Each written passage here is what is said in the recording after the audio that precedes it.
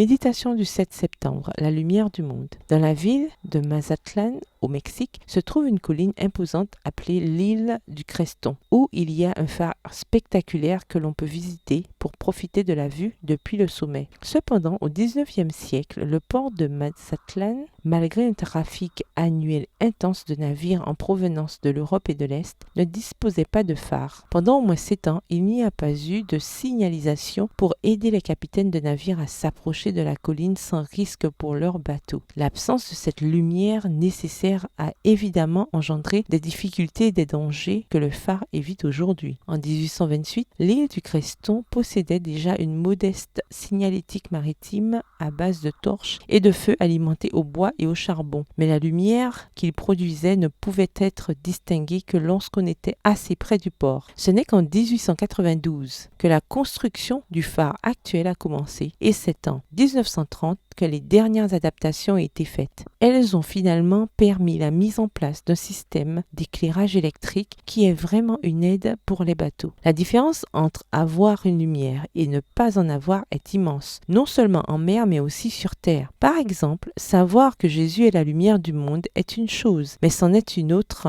de laisser la lumière qui jaillit de ses paroles et du récit de son passage sur terre guider notre vie. Quand Jésus est notre phare, tout change complètement. Quand la lumière qui émane de lui est notre référence dans nos relations humaines, dans nos relations avec nous-mêmes et dans nos relations avec Dieu, nos pas vers ce port final, qui est la nouvelle terre, sont plus fermes, plus sûrs et moins risqués. Il en va de même pour les gens qui nous entourent. Dès le début, quand Dieu a choisi pour la première fois un peuple spécial, son intention était qu'il serve de lumière aux nations voisines. Israël n'a pas répondu à cet appel et ces nations se sont perdues dans le paganisme. Aujourd'hui, en tant qu'Israël spirituel de Dieu, nous devons être une lumière pour les personnes qui vivent dans les ténèbres. Verset du jour, Jésus leur parla de nouveau et dit : Moi je suis la lumière du monde. Celui qui me suit ne marchera point dans les ténèbres, mais il aura la lumière de la vie. Jean 8, le verset 12. Bonne journée, que l'Éternel vous bénisse.